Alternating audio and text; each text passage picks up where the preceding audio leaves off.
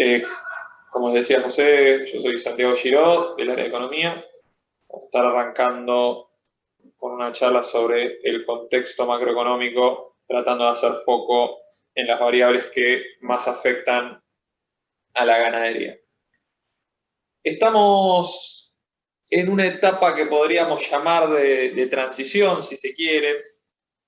Si bien la nueva conducción económica, si bien asumió ya hace varias semanas, todavía las estadísticas tienen un rezago de por lo menos un mes a 2 meses, dependiendo de qué variable sea que queramos ver, con lo cual todavía no tenemos quizás los elementos para evaluar adecuadamente las nuevas medidas o cuál es la nueva orientación de la gestión, pero sí ya fueron saliendo algunos datos que nos marcan algunas pautas al respecto.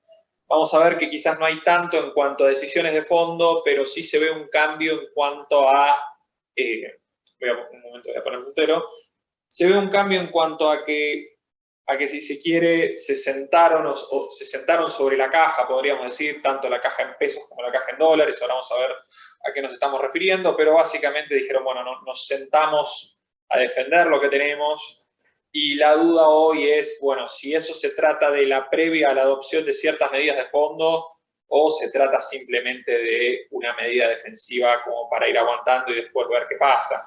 Evidentemente, si no se toman medidas de fondo, esa estrategia defensiva tiene un límite, pero es lo que por ahora se ve, ¿no? Empezando por el déficit fiscal del Estado, el gran tema de fondo de la economía argentina. En definitiva, esto es lo que explica una muy buena parte de las dificultades que hoy transitamos. Fíjense, acá sacamos la pandemia porque, bueno, eso fue un evento puntual, sin dudas muy disruptivo, pero creemos que hoy para analizar ciertas variables conviene sacar del medio la pandemia y enfocarnos en los años más normales, si se quiere. Tenemos el déficit fiscal, fíjense lo que dejó Macri en definitiva en 2019, tenemos el año 2021 y tenemos la actualidad. Fíjense cómo el déficit fiscal hoy es mayor al que teníamos en 2021. No es que el déficit fiscal se está achicando, pero a una velocidad menor a la que se esperaba, sino directamente que hasta julio lo que tenemos es que no se está achicando, de hecho se está agrandando, ¿no? Y esto en definitiva es lo que genera el desbalance monetario que está detrás de la inflación, ¿no? Porque esto de alguna manera hay que financiarlo, ya sea que se financie de manera directa emitiendo dinero o indirectamente un poco a través del mercado de bonos, pero en definitiva las dos opciones terminan de la misma manera, que es con emisión monetaria, que es lo que es responsable de buena parte de los desequilibrios que hay actualmente. Les decía que lo que se vio hasta ahora es que lo que se ve hasta ahora es que el gobierno se sentó sobre dos cajas, ¿no? La caja de los pesos y la caja de los dólares, como para ir ganando tiempo.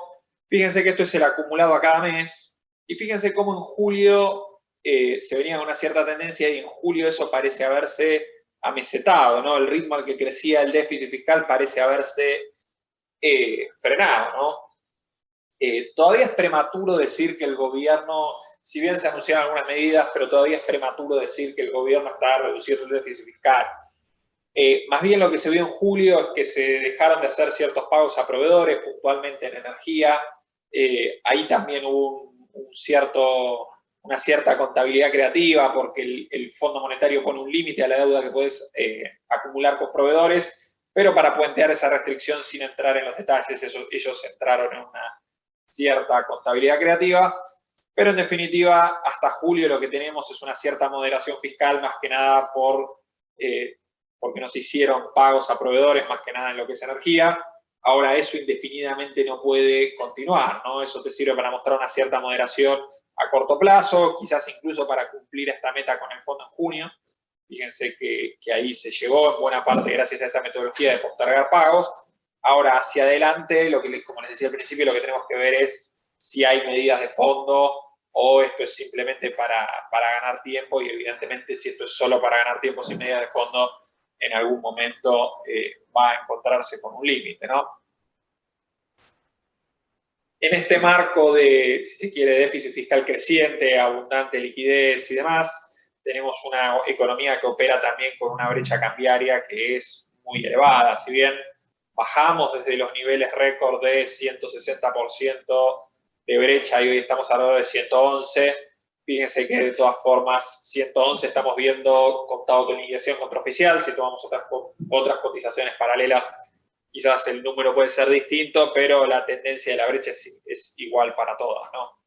Este 111, si bien bajó, fíjense que de todas formas sigue siendo un valor históricamente elevado, ¿no? Estamos muy arriba del 73% de brecha que teníamos antes de que empiece la última corrida cambiaria. Y si lo miramos en perspectiva histórica, comparándonos contra el cepo de 2012-2015, también estamos en niveles más elevados, ¿no? Esta es una brecha que también atenta contra que la economía funcione normalmente, porque básicamente acá hay un incentivo muy fuerte para incurrir en conductas que son distorsivas. Llámese, si yo consigo $1 oficial y lo vendo en el paralelo, estoy ganando 111%, ¿no? Con lo cual ahí hay un incentivo económico muy grande a maniobras con importación, digamos, todas estas cosas que está denunciando el gobierno, de operaciones con las importaciones y demás. Lo que está detrás de todo eso, en definitiva, es la brecha, ¿no? ¿Por qué las empresas o las personas incurren en esos comportamientos?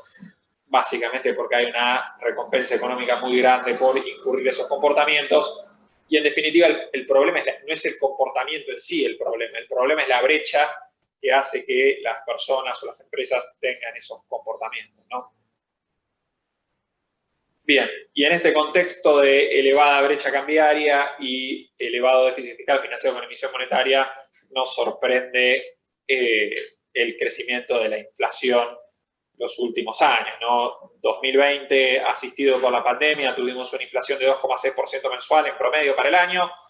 Para 2021 ese promedio fue de 3,5% y para lo que es 2022 ese promedio está cerca ya de 6% mensual. Los últimos meses venimos de un julio 7,4% mensual. En agosto, esto no es un dato oficial, son mediciones de alta frecuencia de las consultoras, en este caso de Ecolatina, proyectan bastante acertadamente la inflación y están hablando de una cierta desaceleración, pero de todos modos estamos en una inflación de 6,2% mensual, que si se anualiza este ritmo inflacionario te da cómodamente arriba del 100% anual, ¿no? Estamos hablando de niveles inflacionarios muy superiores a los que estábamos acostumbrados previamente y que no hay mucha expectativa de que esto se pueda desacelerar en el corto plazo, básicamente porque varios precios importantes de la economía, especialmente el dólar y las tarifas, vienen rezagados. El dólar desde febrero de 2021, que lo empezaron a rezagar por el tema electoral, y las tarifas la última vez que se aumentaron fuerte fue desde 2019. Y partiendo con esos dos precios rezagados es muy difícil reducir la inflación.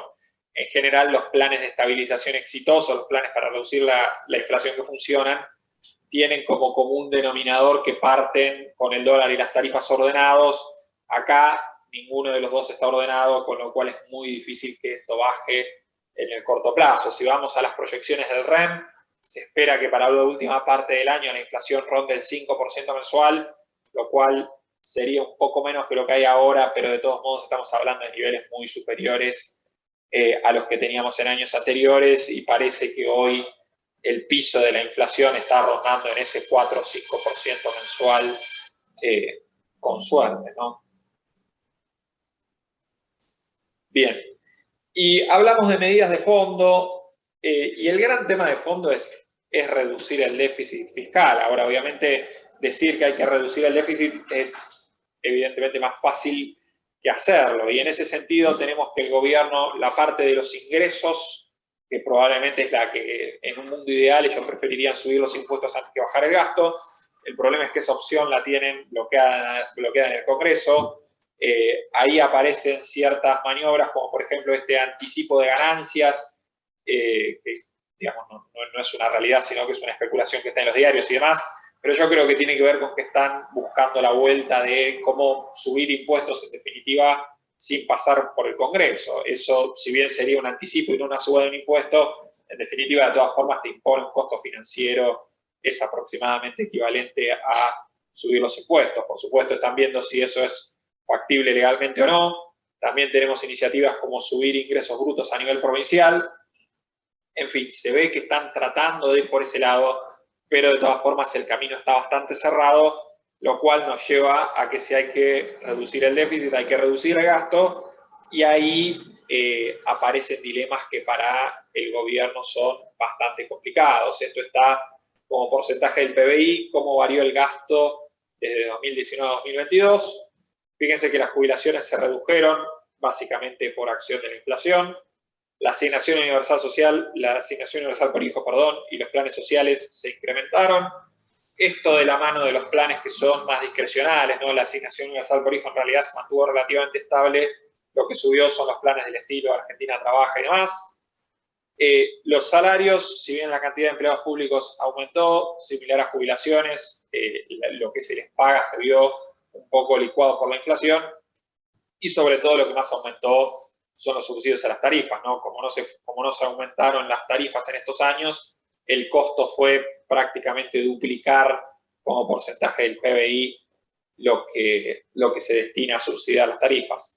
Infraestructura un poco aumentó, las transferencias a las provincias discrecionales, más allá de lo que ya se les da por la coparticipación, también aumentó, y otros, donde está metido el déficit de las empresas públicas, que llamativamente lo dejaron de desagregar.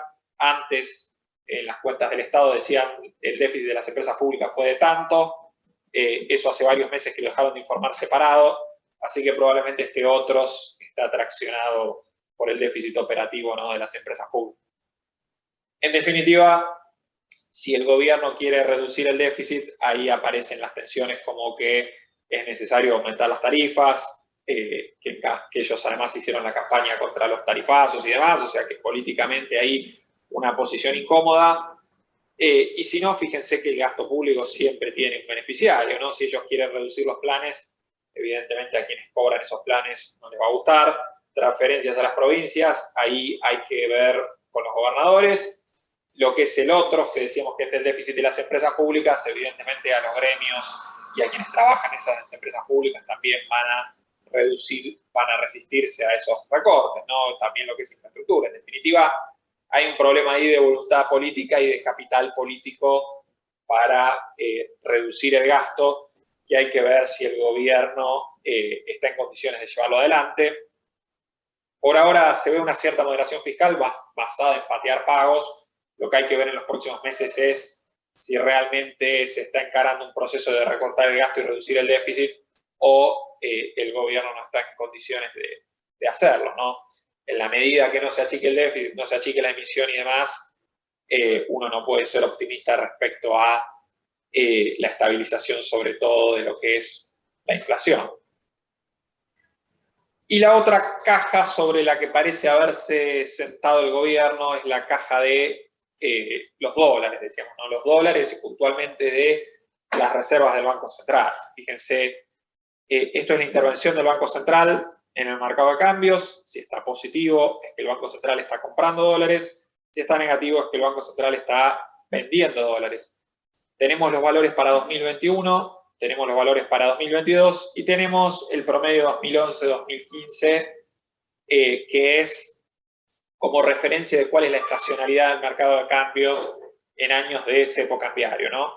Ahora, fíjense cómo el promedio de 2011-2015 para estos meses es negativo. Fíjense que la estacionalidad del Banco Central en el mercado de cambios es muy similar a la liquidación de la cosecha, básicamente porque el gran proveedor de divisas de la Argentina es el sector agropecuario, y en definitiva los mejores meses para el Banco Central en el mercado de cambios son marzo, abril, mayo, junio, ¿no? Los meses donde la cosecha está más fuerte. Ahí es el Banco Central compra divisas, y después esta parte del año, fíjense que en realidad es la más complicada, ¿no? Estamos ingresando entonces a los meses que para el Banco Central son más complicados en el mercado de cambios, ¿no? Y fíjense que venimos de un julio y un agosto que fueron bastante peores que en 2021. De hecho, la mayoría de los meses fueron bastante peores que en 2021, pero julio y agosto fueron particularmente malos. Esto en un contexto donde el Banco Central realmente tiene muy pocas reservas. Entonces lo que estamos viendo en las últimas ruedas es que el Banco Central todos los días compra $1 millón, compra 5 millones de dólares, compra 11 millones de dólares. De hecho, hoy el Banco Central compró $1 millón. Y hace 10, 15 días que estamos viendo esa operatoria donde se compran montos chiquititos todos los días. Eso puede llegar a ser casualidad, no tenemos todavía los elementos para corroborarlo, pero es más probable que esos montos chiquititos de compra todos los días no se ven habitualmente. Ahí probablemente lo que está pasando es que están haciendo una administración muy dura de cuáles son los dólares que hay disponibles. Digamos, mira cuánto está entrando por la ventanilla de los exportadores y eso es más o menos lo que reparten a los importadores y demás, como para mantener una situación estable en el mercado de cambios de cara a los meses que en realidad estacionalmente son más complicados para el Banco Central. Ahora, esta situación tan complicada, donde se están administrando los dólares con muchas restricciones, es lo que explica también los rumores de, bueno, parece que se va a dejar exportar más carne, parece que se va a dar algún dólar especial a la soja, parece que se va a habilitar algún cupo más para maíz. Todo eso, en definitiva, tiene la misma explicación, que es la urgencia que se está viendo en el mercado de cambios, en caso que se realice, ¿no? Por ahora son especulaciones, pero esas especulaciones nacen de esta urgencia que se ve en el mercado de cambios. Ahora, uno podría decir por qué el Banco Central no está comprando dólares si las liquidaciones del agro son récord, ¿no? Y básicamente eso es la propia lógica. Primero, la reactivación de la actividad.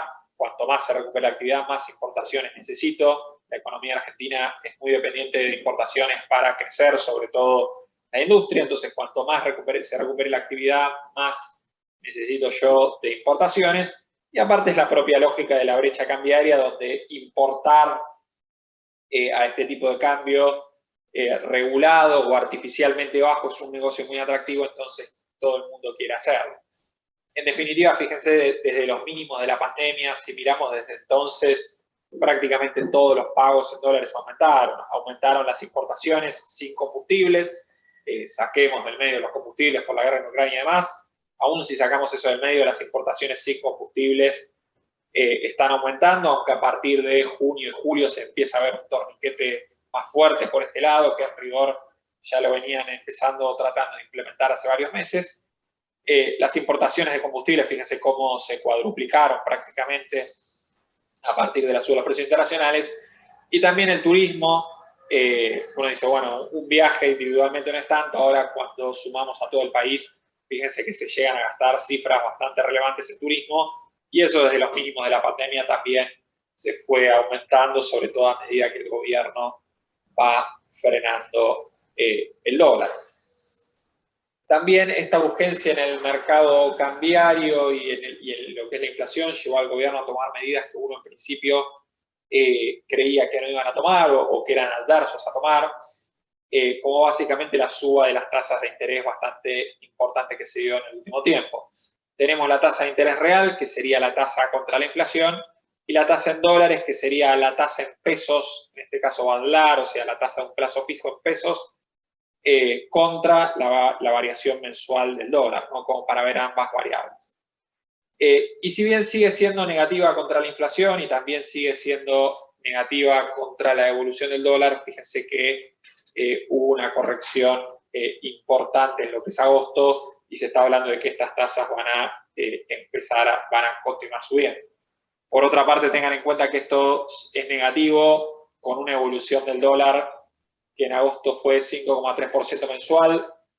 En los últimos días parece que apunta para 6 en septiembre. Por supuesto, esto es súper prematuro, nada más que un día de septiembre, pero parece que en septiembre el dólar apunta un 6% mensual y con una inflación que en agosto fue de 6% mensual, ¿no? En la medida que si baja un poco más la inflación y el Banco Central no baja la tasa, esta tasa negativa contra la inflación va a dejar de serlo.